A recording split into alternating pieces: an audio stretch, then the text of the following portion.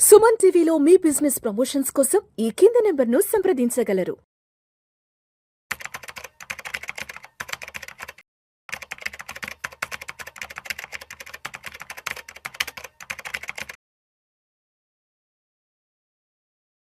రామచంద్రమూర్తి గారు నమస్తే సార్. నమస్తే విష్ణు గారు.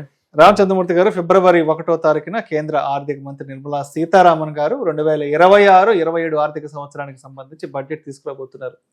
అయితే బడ్జెట్ రాబోతోంది అంటే ఒక నెల రోజుల నుంచో ఒక 15 రోజుల ముందు నుంచే ఒక రీసెర్చ్ అందరూ మొదలు పెట్టేస్తారు, ఒక దాని గురించి ఎక్కువ ఆలోచిస్తారు.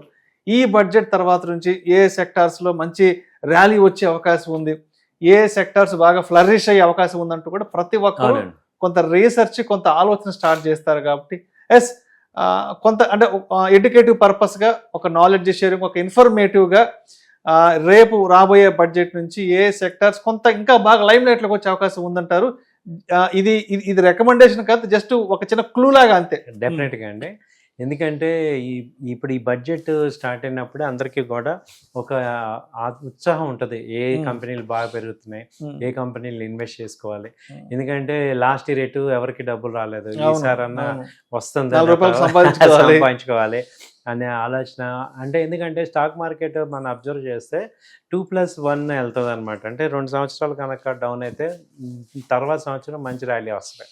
సో ఇప్పుడు లాస్ట్ 2 years మనకి డౌన్ అయినాయి కాబట్టి ఈ 26 అనేది కొంచెం మంచి ర్యాలీ వచ్చే ఛాన్సెస్ ఉన్నాయి.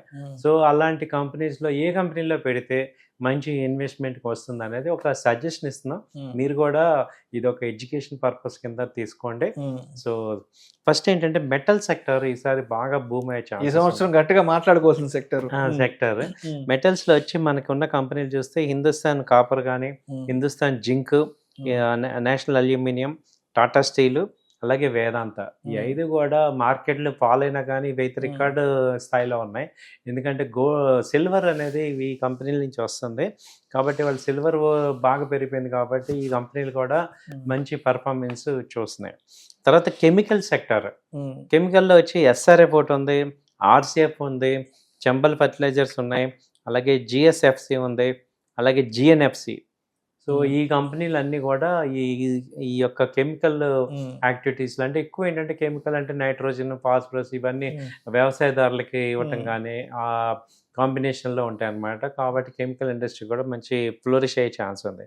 ఆ తర్వాత ఏంటంటే క్యాపిటల్ మార్కెట్ సెక్టార్స్, అంటే ఈ గ్రో యాప్ కానీ, ఏంజల్ బ్రోకింగ్, ఫిన్టెక్ యాప్స్, ఇట్లాంటి ఎంసీఎక్స్, బిఎస్సి, తర్వాత ఈ ఆనందరాటి, ఈ కంపెనీస్ అనమాట. ఏంటంటే ఈ మధ్య ఫైనాన్షియల్గా అందరూ కూడా స్టాక్ మార్కెట్లో బాగా ఇన్వాల్వ్ అవుతున్నారు కాబట్టి ఈ కంపెనీస్ రెగ్యులర్గా గ్రో అవుతున్నాయి కాబట్టి ఈ సెక్టర్ పెరిగే ఛాన్స్ ఉంది. ఆ తర్వాత ఏంటంటే మైనింగ్ సెక్టర్, జిఎండిసి కానీ, ఎంఓఐఎల్ కానీ, ఈ కంపెనీస్ మైనింగ్ సెక్టర్స్ బాగా అవుతున్నాయి. తర్వాత తీసుకుంటే మనకి ఈ ఫైనాన్స్ సెక్టర్, ఎన్బిఎఫ్సి అంటే నాన్ బ్యాంకింగ్ ఫైనాన్స్ సెక్టర్ మనకి ఎక్కువ ఇది అవుతున్నాయి. దానిలో ఏంటంటే నాన్ బ్యాంకింగ్లో తీసుకుంటే ఈ M&M finance, Shriram finance, Cholamandalam finance, ఆ తర్వాత ఈ ఇది పిరమిల్ ఫైనాన్స్, L&T ఫైనాన్స్, ఇవన్నీ కూడా బాగా మూవ్మెంట్ అవుతున్నాయి. ఆ తర్వాత గోల్డ్ ఇవి కూడా బాగా ఉన్నాయి.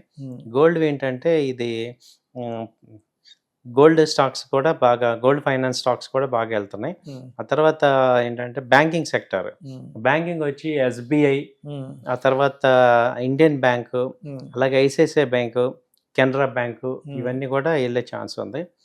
తర్వాత డిఫెన్స్ సెక్టర్, మేజర్గా డిఫెన్స్ సెక్టర్లో వచ్చి BEL, ఆ తర్వాత BDL, తర్వాత మజ్డాక్, హాలు, ఇవన్నీ ఈ డిఫెన్స్ సెక్టర్.